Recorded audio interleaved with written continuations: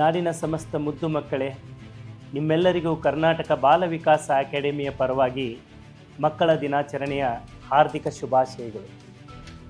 November ಬಂತು ಅಂತಂದರೆ ರಾಜ್ಯೋತ್ಸವ ಮುಗಿದ ತಕ್ಷಣ ಮಕ್ಕಳ ದಿನಾಚರಣೆ. ಈ ಎರಡು ಅತ್ಯಂತ ಅರ್ಥಪೂರ್ಣ ಕಾರ್ಯಕ್ರಮಕ್ಕೆ ಇಡೀ ನಾಡು ಅಣಿಯಾಗುತ್ತದೆ.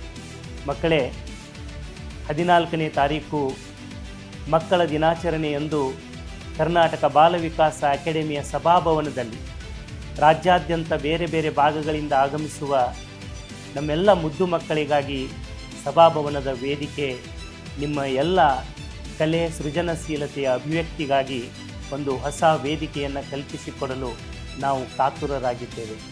ನಿಮ್ಮ ಆಗಮನಕ್ಕಾಗಿ ನಾವು ನಿರೀಕ್ಷಿಸುತ್ತಿದ್ದೇವೆ.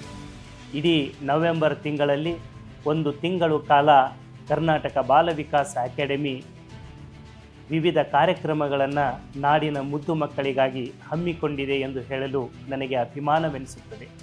ಈಗಾಗಲೇ ರಾಜ್ಯ ಮಟ್ಟದ ಬಾಲಮಂದಿರ ಮಕ್ಕಳ ವಸತಿಯುತ ವ್ಯಕ್ತಿತ್ವ ವಿಕಾಸ ಕಾರ್ಯಾಗಾರ ನೇಚರ್ ಫಸ್ಟ್ ಇಕೋ ವಿಲೇಜ್ ಅನ್ನುವಂತಹ ಒಂದು ನಿಸರ್ಗದ ಮಡಿಲಿನಲ್ಲಿ ಪ್ರಾರಂಭವಾಗಿದೆ.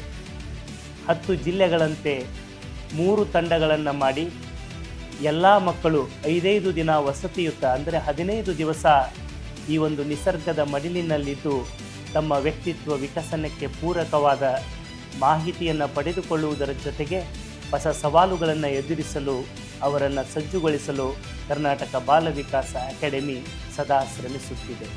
ಅವಕಾಶ ವಂಚಿತ ಮಕ್ಕಳ ಪಾಲಿಗೆ ಕಾಮಧೇನುವಿನಂತೆ ಕೆಲಸ ಮಾಡಬೇಕೆನ್ನುವುದು ಅಕಾಡೆಮಿಯ ಅಧ್ಯಕ್ಷನಾಗಿ ನನ್ನ ಅಪೇಕ್ಷೆಯಾಗಿದೆ. ಈಗಾಗಲೇ ನಾವು 22ನೇ ತಾರೀಕು ಮಕ್ಕಳಿಗಾಗಿ ಕರ್ನಾಟಕ ಬಾಲ ವಿಕಾಸ ಅಕಾಡೆಮಿಯಲ್ಲಿ ರಾಜ್ಯ ಮಟ್ಟದ ನಾಟಕೋತ್ಸವ ನಡೆಯಲಿದೆ. ವಿವಿಧ ಸಂಘ ಸಂಸ್ಥೆಗಳು, ಸಾಹಿತ್ಯಾಸಕ್ತರು, ರಂಗಾಸಕ್ತರು, ಮಕ್ಕಳನ್ನು ಪ್ರೀತಿಸುವ ಮನಸ್ಸುಗಳೆಲ್ಲರ ಸಹಕಾರದಿಂದ ಅಂದು ಬೆಳಕು ಹಂಚಿದ ಬಾಲಕ, ಬಿಲ್ಲು ಹಬ್ಬ, ಅನುಭವ ಮಂಟಪ, ಮುತ್ತಿನ ರಾಶಿ ಎನ್ನುವ 4 ಮಕ್ಕಳೇ ಅಭಿನಯಿಸಿರುವ ಮಕ್ಕಳ ನಾಟಕಗಳು ಪ್ರದರ್ಶನಗೊಳ್ಳಲಿವೆ. ತಾವು ಅಕಾಡೆಮಿಯ ಸಭಾಭವನಕ್ಕೆ ಬಂದು ಮಕ್ಕಳ ಪ್ರತಿಭೆಯನ್ನು ಪ್ರೋತ್ಸಾಹಿಸಬೇಕೆಂದು ತಮ್ಮಲ್ಲಿ ನಾನು ಕಳಕಳಿಯಿಂದ ವಿನಂತಿಸಿಕೊಳ್ಳುತ್ತೇನೆ. ಜೊತೆಗೆ 28ನೇ ತಾರೀಕು ಮಕ್ಕಳೋತ್ಸವ ನಡೆಯಲಿದೆ. ಅಲ್ಲಿ ನರ್ಸರಿಯಿಂದ PUCವರೆಗೆ ಎಲ್ಲ ಹಂತದ ಮಕ್ಕಳು ತಮ್ಮ ಪ್ರತಿಭೆಯನ್ನು ಅಭಿವ್ಯಕ್ತಗೊಳಿಸಲಿದ್ದಾರೆ. ಜೊತೆಗೆ ಪ್ರತಿದಿನ ವಿವಿಧ ಕಾರ್ಯಕ್ರಮಗಳನ್ನು ಮಕ್ಕಳಿಗಾಗಿ ಹಮ್ಮಿಕೊಳ್ಳಲಾಗಿದೆ. ನಾಳೆ ವಿಶೇಷವಾಗಿ ಪಂಡಿತ್ ಜವಾಹರ್ಲಾಲ್ ನೆಹರೂಜಿಯವರ ಜನ್ಮದಿನ. ಈ ದೇಶದ ಮೊದಲ ಪ್ರಧಾನಿಯಾಗಿ ಮಕ್ಕಳನ್ನು ಪ್ರೀತಿಸಿ ಈ ನವಭಾರತದ ನಿರ್ಮಾತೃವಾಗಿರುವಂತಹ ಒಬ್ಬ ಶ್ರೇಷ್ಠ ರಾಜನೀತಿಜ್ಞರ ಜನ್ಮದಿನ.